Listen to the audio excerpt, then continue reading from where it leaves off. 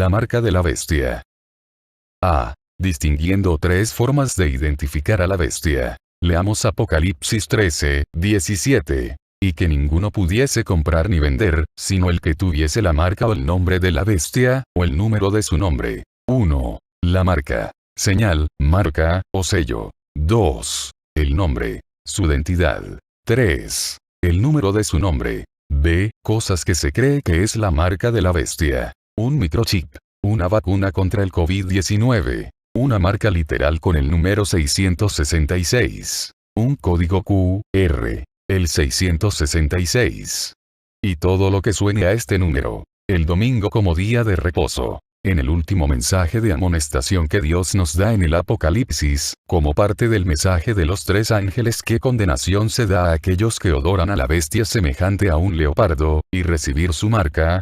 Apocalipsis 14, 9 al 12. Y el tercer ángel los siguió, diciendo a gran voz: si alguno adora a la bestia y a su imagen, y recibe la marca en su frente o en su mano, él también beberá del vino de la ira de Dios, que ha sido vaciado puro en el cáliz de su ira. Y será atormentado con fuego y azufre delante de los santos ángeles y del Cordero. Y el humo de su tormento sube por los siglos de los siglos.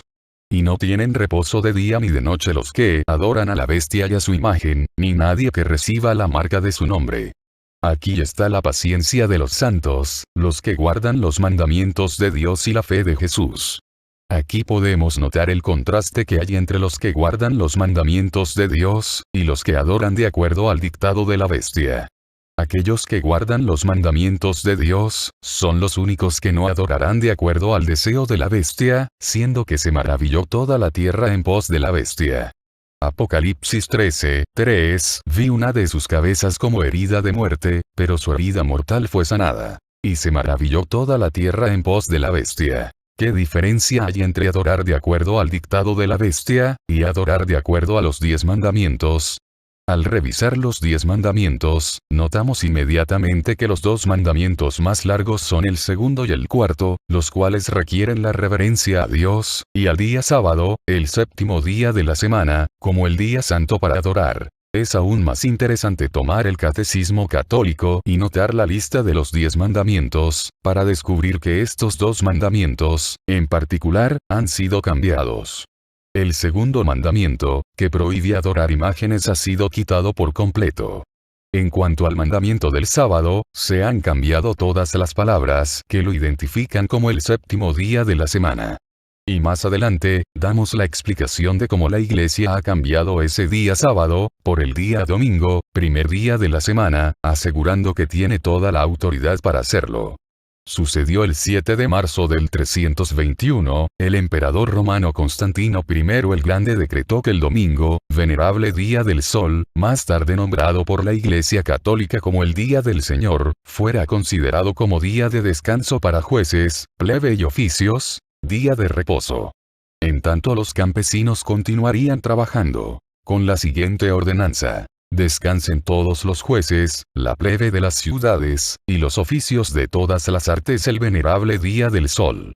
Pero trabajen libre y lícitamente en las faenas agrícolas los establecidos en los campos, pues acontece con frecuencia, que en ningún otro día se echa el grano a los surcos y se plantan vides en los hoyos más convenientemente, a fin de que con ocasión del momento no se pierda el beneficio concedido por la celestial providencia. Código de Justiniano, libro 3, título 12, párrafo 2. Más tarde la Iglesia, según el texto Catecismo Doctrinal, 7 en 1566 el Concilio de Trento transfirió el descanso al primer día. Complace a la Iglesia de Dios, que la celebración religiosa del día Shabbat se debe transferir al día del Señor, el domingo. Dejaré las referencias en la descripción. Por supuesto, la Iglesia Católica dice que ella hizo el cambio, y este hecho es la marca de su autoridad eclesiástica, en asuntos religiosos. H.F. Thomas, Chancellor of Cardinal Gibbons. En cuanto al cambio, viéndolo desde la observancia del sábado judío, hasta el domingo cristiano, me gustaría llamar la atención a algunos factores. 1. Los protestantes, que aceptan la Biblia como su única regla de fe y su religión, deben regresar a la observancia del sábado. Pero el hecho de que no lo hacen, sino al contrario observan el domingo, los hace aparecer como inconsistentes delante de todo hombre pensador. 2. ¿Y qué dicen los católicos? Los católicos no aceptamos a la Biblia como nuestra única regla de fe. Además de la Biblia tenemos la Iglesia viva, la autoridad de la Iglesia, como una regla para que nos guíe. Decimos, esta Iglesia, instituida por Cristo, para enseñar y guiar al hombre en su vida, tiene el derecho de cambiar la ley ceremonial del Antiguo Testamento y por ende, aceptamos su cambio del sábado por el domingo. Y francamente decimos, si la Iglesia hizo este cambio, hizo esta ley, como ha hecho muchas otras leyes. Por ejemplo, el viernes de vigilia, el celibato sacerdotal, y los reglamentos para el casamiento en la Iglesia Católica y otras muchas leyes. 3. Decimos, que entre todos los protestantes, los adventistas del séptimo día, es el único grupo que piensa correctamente, y es consistente en sus enseñanzas. Ha sido siempre causa de risa mirar las iglesias protestantes, en el púlpito y en la legislatura, demandar la observancia del domingo, de lo cual la Biblia no dice nada. Fuente de Catholic Extension Magazine. Por lo cual podemos ver que, si adoramos de acuerdo a lo que dicen los 10 mandamientos, no podríamos adorar de acuerdo a cómo ordenan los líderes de la iglesia. Naturalmente, ambos se oponen. 14. ¿Qué hace la bestia, semejante al cordero, para honrar a la primera bestia? Apocalipsis 13, 13 y 14 también hace grandes señales, de tal manera que aún hace descender fuego del cielo a la tierra delante de los hombres. Y engaña a los moradores de la tierra con las señales que se le ha permitido hacer en presencia de la bestia, mandando a los moradores de la tierra que le hagan imagen a la bestia que tiene la herida de espada, y vivió. Una imagen no es la misma cosa, pero es algo parecido. La primera bestia, 1, estableció su propio sistema de adoración. 2, hizo guerra contra los santos, que rehusaron reconocer su autoridad en estos asuntos. Esto es hacer la imagen de la bestia. 15. ¿Qué insistirá, la imagen de la bestia, que se le haga, a aquellos que no estén de acuerdo con ella? Apocalipsis 13, 15. Y se le permitió infundir aliento a la imagen de la bestia, para que la imagen hablase e hiciese matar a todo el que no la adorase. 16. Cuando esta pena de muerte sea decretada, ¿qué se le pondrá a la gente? Apocalipsis 13, 16 y 17. Y hacía que a todos, pequeños y grandes, ricos y pobres, libres y esclavos, se les pusiese una marca en la mano derecha, o en la frente. Y que ninguno pudiese comprar ni vender, sino el que tuviese la marca o el nombre de la bestia, o el número de su nombre. Verso 16. Hacía que a todos serán afectados por esta legislación. Es evidente que solo un fiel remanente se negará a obedecer. Verso 8, comparar con Apocalipsis 12, 17. Una marca. Del griego, haragma, que quiere decir, impresión, sello, marca. Evidentemente es algún distintivo de lealtad a la bestia, algo característico que indica que el que lleva esa marca adora a la primera bestia, cuya herida mortal fue curada. Verso 8. Los eruditos de la Biblia entienden que esta marca no es un distintivo literal, concreto, sino una señal de homenaje que identifica al portador como leal al poder, representado por la bestia. La lucha en ese tiempo tendrá como centro la ley de Dios, específicamente el cuarto mandamiento, ver Apocalipsis 14, 12. Por lo tanto, la observancia del domingo constituirá una señal, pero esto será solo cuando resurja el poder de la bestia y la observancia del domingo se imponga como una ley civil que debe cumplirse. Los expertos sostienen que el mensaje del tercer ángel amonestará simultáneamente contra la recepción de esa marca, capítulo 14, 9, 11.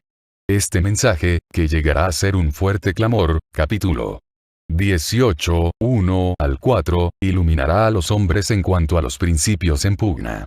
Cuando los hombres, a pesar de tener claro delante de sí las consecuencias implicadas, elijan apoyar la institución de la bestia, sabiendo que está en directa oposición con el cuarto mandamiento de la ley de Dios, estarán rindiendo su homenaje al poder de la bestia y entonces recibirán su marca, que quiere decir en la mano derecha o en la frente. Esta marca en la mano o en la frente indica que están afectadas las acciones y los pensamientos de quienes reciben la señal.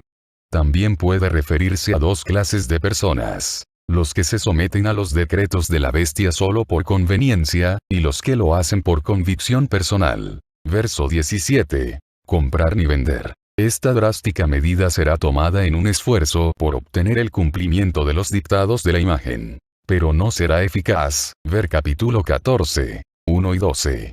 Esta medida sin duda traerá consigo el decreto de muerte. Ver capítulo 13, 15. La marca. Leer verso 16. O el nombre. La evidencia textual establece que la omisión de la conjunción o.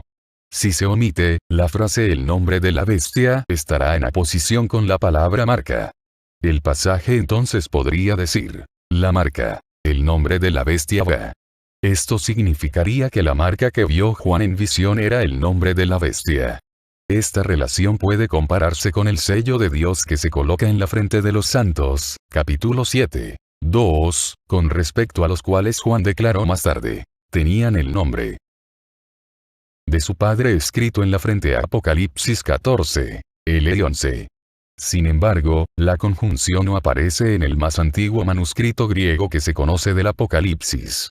En tal caso, las frases la marca, el nombre de la bestia y el número de su nombre unidas por la palabra o pueden indicar grados de afiliación con la bestia o su imagen. Pero Dios condena esta unión en cualquier grado que sea. Capítulo 14, 9, 11. Número de su nombre. Apocalipsis dice que es número de hombre. Además Juan da a entender que en ese tiempo ya se podía saber a quién se refería desde la óptica del apóstol Pablo. Segunda de Tesalonicenses 2, 1 al 12, 3. Nadie os engañe en ninguna manera, porque no vendrá sin que antes venga la apostasía, y se manifieste el hombre de pecado, el hijo de perdición. 4. El cual se opone y se levanta contra todo lo que se llama Dios o es objeto de culto, tanto que se siente en el templo de Dios como Dios, haciéndose pasar por Dios. ¿Qué es pecado?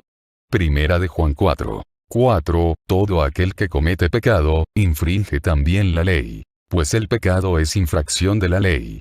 Daniel 7, 25, y hablará palabras contra el Altísimo, y a los santos del Altísimo quebrantará, y pensará en cambiar los tiempos y la ley, y serán entregados en su mano hasta tiempo, y tiempos, y medio tiempo. En el tema anterior identificamos ya a este hombre de pecado, o cuerno pequeño que se opondrá a Dios y destruirá a los que se opongan en sus planes. Analicemos más detenidamente esto en el versículo 18. Aquí hay sabiduría. Compárese con la frase para la mente que tenga sabiduría. Apocalipsis 17, 9.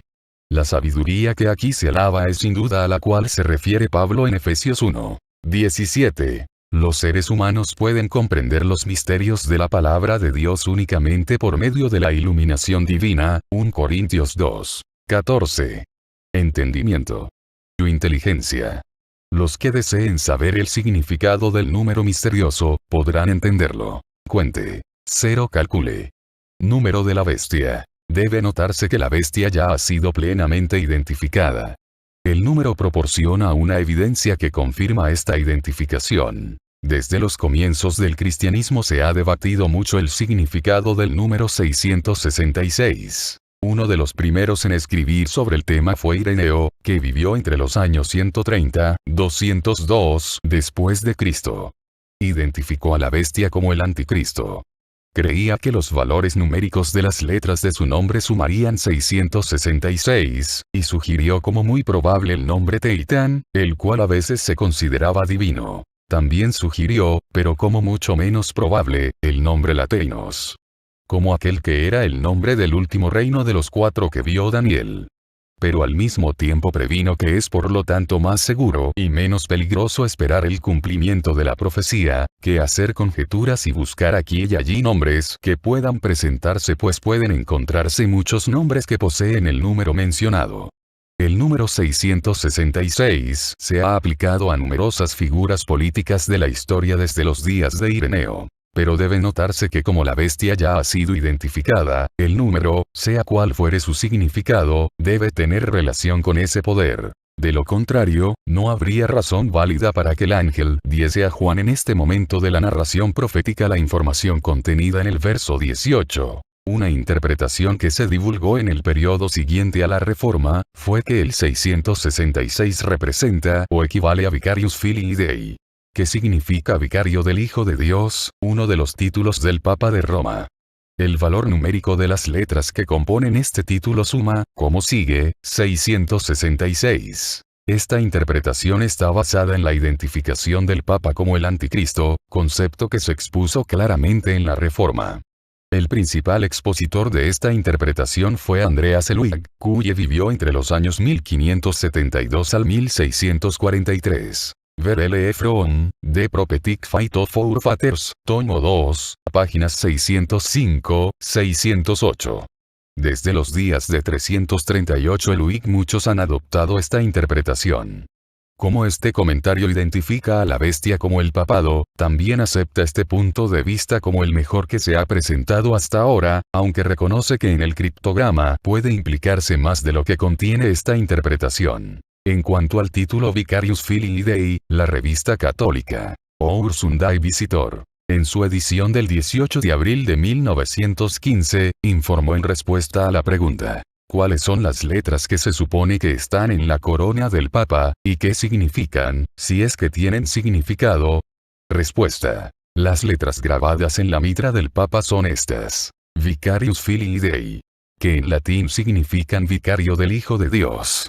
Los católicos sostienen que la Iglesia, que es una sociedad visible, debe tener una cabeza visible. Página 3. La edición de la misma revista del 15 de noviembre de 1914 admitía que los números latinos sumados daban un total de 666, pero añadía que muchos otros nombres también dan ese total. En el número del 3 de agosto de 1941, página 7, nuevamente se trató el tema Vicarius Filii Dei, y se afirmó que ese título no está escrito en la tiara del Papa. La tiara, se afirmaba, no lleva inscripción alguna. P7. La Católica Enciclopedia distingue entre mitra y tiara. Describe la tiara como un ornamento que no es litúrgico, y la mitra, como uno que se usa para ceremonias litúrgicas. Si la inscripción Vicarius Filii Dei aparece en la tiara o en la mitra, no tiene verdadera importancia. Se admite que el título se aplica al Papa, y eso es suficiente para los propósitos de la profecía. Número de hombre. La bestia representa una organización humana. 666. Si bien algunos manuscritos dicen 616 y 646, la evidencia textual tiende a confirmar el número 666. Para ir concluyendo, la marca de la bestia el día domingo, y se hará vigente y con más rigor cuando su observancia sea obligatoria. Hoy por hoy, solo resta decirles que por el simple hecho de estar confinados en casa por cuarentena, no quiere decir que ya estás siendo marcado, no, es la transgresión del sábado que confirma tu desobediencia a Dios.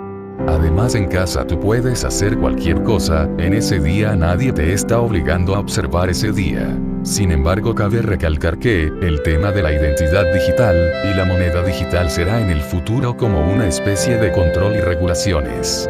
Por el tema de COVID-19 y las declaraciones de Bill Gates solo, quisiera que se informen que estos señores quizá no tienen una vacuna desarrollada, y que es muy paradójico que, si es un plan de conspiración en contra de la humanidad, no se tenga financiamiento suficiente para elaborar una vacuna para prevenir la enfermedad.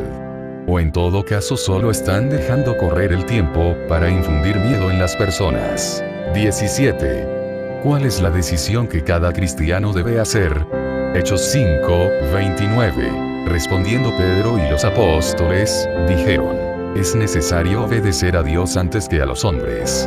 Estamos viviendo los últimos tiempos, pronto estas profecías dejarán de ser solo mitos y cosas espantosas, serán realidad.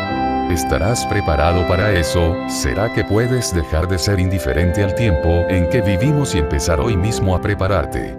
Solo quiero agradecerte por ver este video y ten en cuenta una cosa, yo hago esto con la intención de ayudar a cada uno de los seguidores del canal. Si no estás suscrito te invito a suscribirte, para seguir viendo videos.